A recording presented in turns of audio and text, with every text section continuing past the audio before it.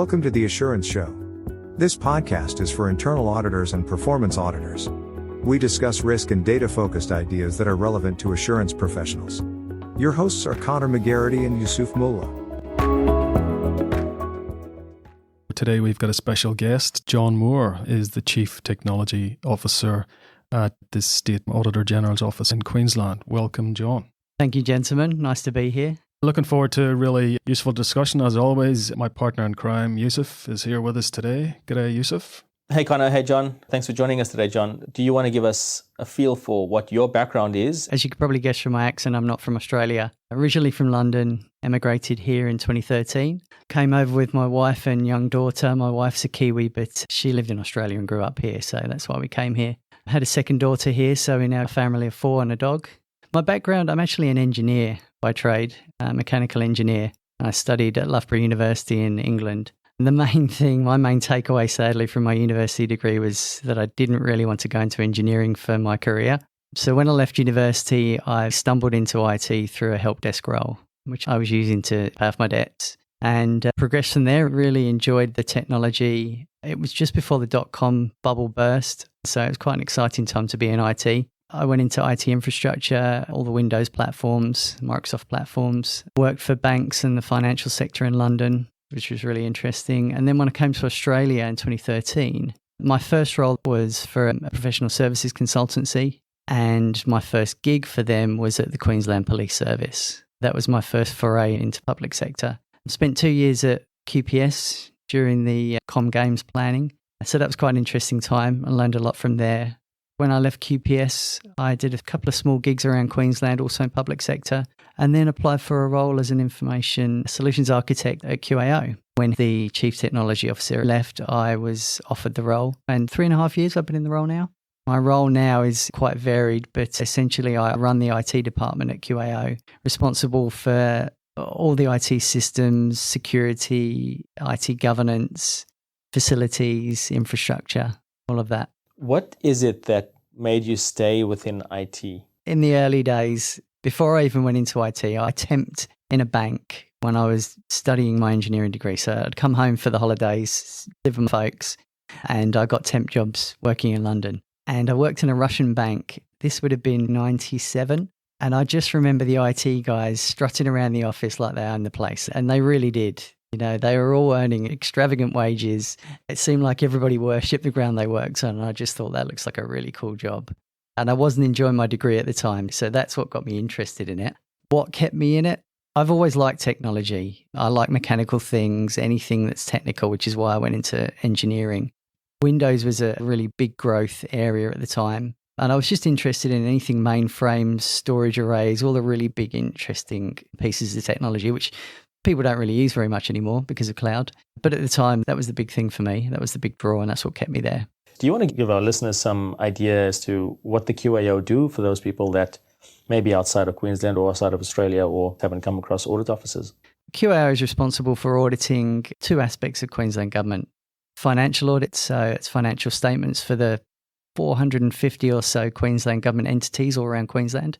Very varied, from your Queensland Health and Queensland Police and Department of Education all the way down to very small regional councils in far northern Queensland. So we have a very mobile workforce who travel a lot. And then the other side of things that we do are performance audits. So essentially performance and value for money Queensland government offers to the public. That's very varied. We run performance audits on the state of the Great Barrier Reef, the efficacy of traffic cameras, cybersecurity around Queensland government.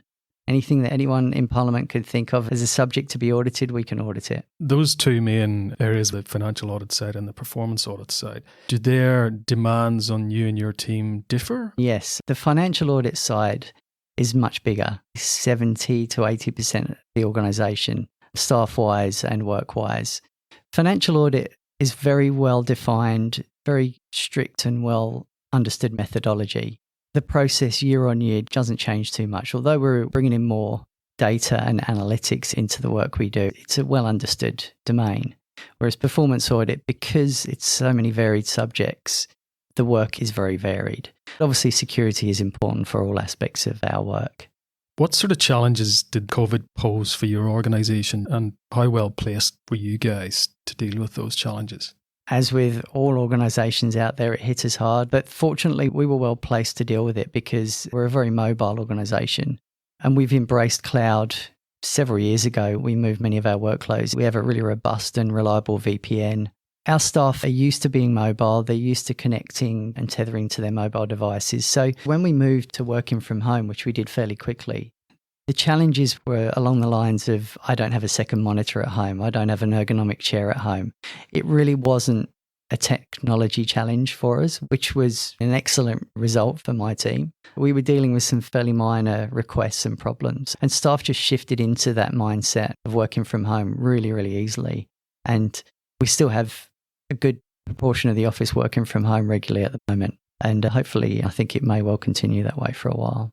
Can you tell us a little bit about your organisation or the state more broadly, what they're doing to deal with cybersecurity? And the other matter that goes hand in hand with that is obviously data governance. Queensland government as a whole has various policies and mandated frameworks that government agencies have to adhere to. And one of the main ones is the IS-18 Information Security Policy.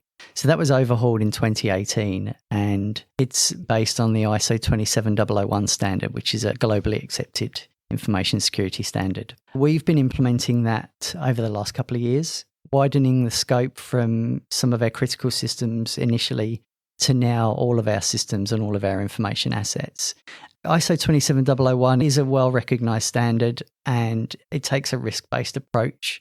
And I find it really, really useful. It's a lot of work to implement initially. You have to individually identify every single information asset, every single network, physical asset, technology asset that you have within the organisation. That takes time. You can imagine for Queensland Health. It's a huge undertaking. It was for us and we're small. But once you do that, once you do the threat and risk assessments, once you have a process and procedures in place, it's really easy. Anytime a new system comes online or you're planning a new system or you're thinking about receiving new information assets or generating them, it's really easy to drop them into the process, run them through the threat and risk assessments and understand the inherent risks. And that just makes it so much easier to then manage those risks. We drafted a data governance framework about a year ago, which has kind of tied together many of the policies and procedures we already had and just put them within a single framework to make it easier for our auditors to understand their responsibilities and what they need to do, whether they're planning to receive data, requesting data, handling that data, all throughout its life cycle from inception to disposal. The biggest challenge is understanding the confidentiality of the data. Once you know how sensitive the data set is, it's a lot easier then for the auditors to work with my team and others within QAO to control the access to it, how we handle it, how we record it, and how we dispose of it and store it. That framework has been extremely helpful. What else are there that are big ticket items that adoption of cloud and new technologies mean for auditors and the work that they do? I think it's important to have a healthy skepticism. I think that's probably the biggest thing for me. Practices are evolving very rapidly. Even Microsoft recently have changed their stance on passwords and complexities. Typically, historically, you would have a password that would expire every 30 days. And the thinking was that it was good to change it. But actually, that led to some really poor practices because people are forced to change passwords that may be perfectly fine. And by asking humans to change things regularly, they find patterns themselves to follow to make it easier for themselves. And that's why it makes it a lot easier to brute force and hack passwords.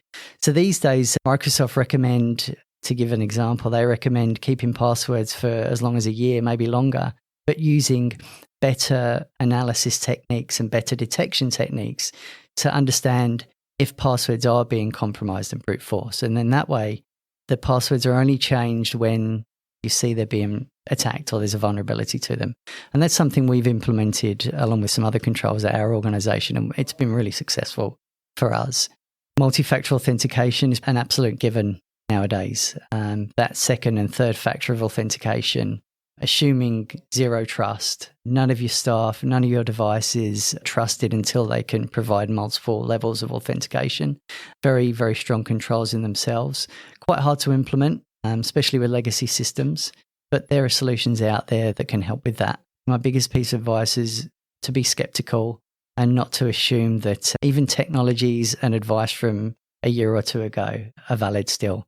Constantly have to be questioning and pushing and checking whether your security stance is relevant and up to date all the time. The Assurance Show is produced by Risk Insights. We provide data-focused advice, training, and coaching to internal audit teams and performance audit teams. You can find out more about our work at data-in-audit.com. Now, back to the conversation. Would you have any tips or advice or observations for any other audit offices that are thinking about bringing in new technology or new ways of doing business? I speak to colleagues in other audit offices around Australia about these things from time to time. And my advice is always to prove and test before you do anything concrete. So we use the term proof of concept quite a lot in IT and technology. And essentially that's looking at a service, a solution, a piece of technology, and trying before you buy, essentially. You stand up a new service, you test it, you put dummy data in, desensitized data, and work with partners and providers to test whether you can get value from those services and solutions.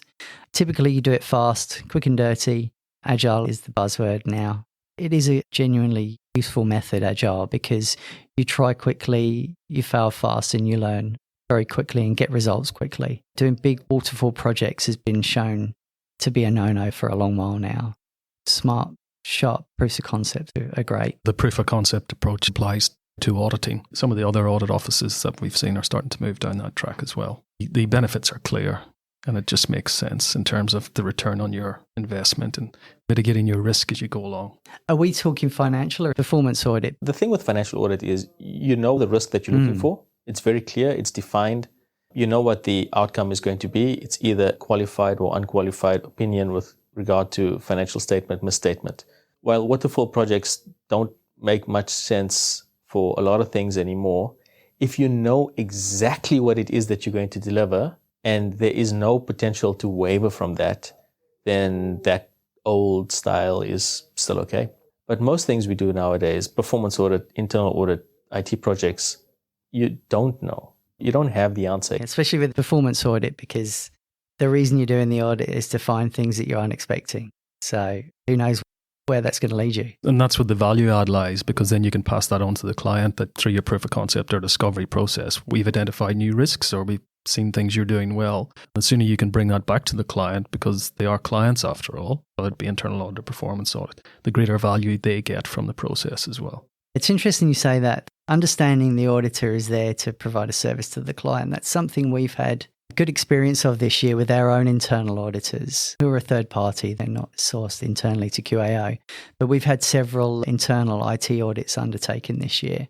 And we've been lucky that with this particular group of internal auditors, they really do see themselves as providing a service to us. So they've worked very collaboratively with myself and my team to identify areas of improvement, recommendations that we can really use and make effective changes. Whereas I've been on the end of internal audits in other organisations that just seem like a gotcha. They're there to prove how good they are at finding flaws and bugs and problems that either aren't easy to fix, aren't realistically ever going to get fixed, or aren't major risks. But that approach that we've had this year has been very fruitful and very useful.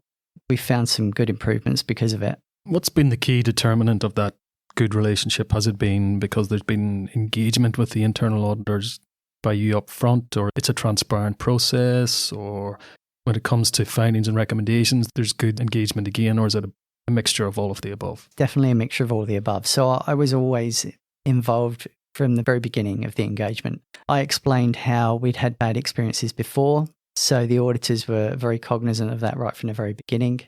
We were clear of our expectations. We articulated them very clearly, that it was a collaboration piece and that we were expecting good value from it. The auditors worked with us all the way through. Their preliminary findings were communicated very early. And there was a lot of back and forth. You know, some things they found that we didn't necessarily agree with, other things they found that we weren't aware of.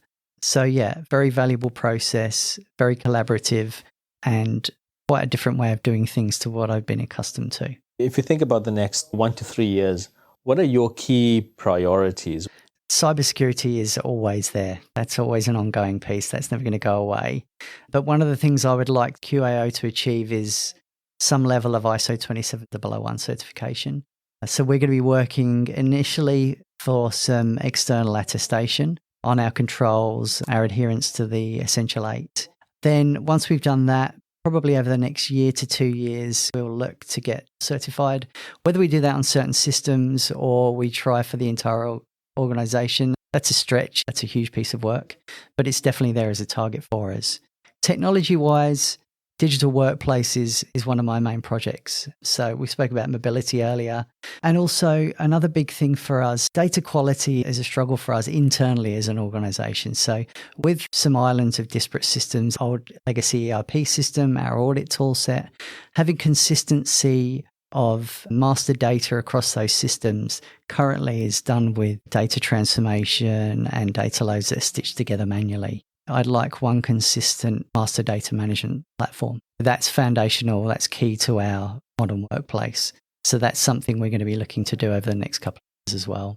Do you ever get auditors approaching you, your team, with a wish list or a new technology or something they've heard about or read about saying, oh, we should get this for this office? Have you had that experience? Definitely. Although it's not usually our auditors, it's normally the executives who come to me with that. Our auditors don't do that very often compared to other organizations I've worked in, where people are very forthright in telling you what they want and need and showing you the latest phone that they want because they've got it at home. Now, our auditors, they're actually a fairly content bunch with the technologies they have, or at least as far as I'm aware. Are you happy that they're content, or you'd like them to be more proactive? That's a double-edged sword, isn't it? Hopefully we're doing something wrong and they're content. But I wouldn't be doing my job properly if I wasn't trying to understand the cutting edge and what else is out there. And we don't know everything. We're technologists, but we're not auditors, okay? So we don't know all the best new methodologies and methods and pieces of software and solutions that are out there. So it is good to have some blue sky thinkers, and we have a few of those at QAO. And so, yeah, I do get requests from time to time, but it's usually the more senior staff members. Collaboration's a big one. So we've recently purchased some Microsoft Surface Hubs, which are the big digital whiteboards that Microsoft have just refreshed. So we bought a couple of the new ones, the smaller ones. They were a wish list item, and they've actually been really well received.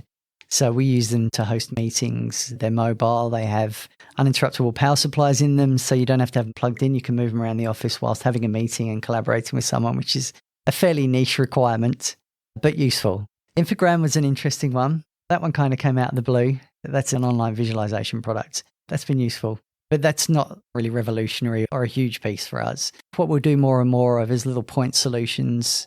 I think that's the best way to go for us. And again, that's the whole agile thing. We'll choose small projects that we can stand up quite quickly. We work with partners. We work with some really smart, small consultancies who help us with those kind of things. We have a board who is very open to new technologies, very security conscious, which makes my job much easier because convincing CEOs of security can be a difficult sell, but our Auditor General is our biggest advocate. If anybody wants to get in touch with you to bounce ideas or find out about the latest tech that you're using within audit offices, obviously there's so much you can say in a public forum. What's the best way to get hold of you? LinkedIn. And I'm always keen and willing to hear from anybody who's interested in talking technology and security with me. Fantastic. So we'll put a link to that in our show notes. Okay, John, it's been a pleasure speaking with you. Some fascinating insights there. Thanks, gentlemen. It's been a pleasure to be here. If you enjoyed this podcast, please share with a friend and rate us in your podcast app. For immediate notification of new episodes, you can subscribe at assuranceshow.com. The link is in the show notes.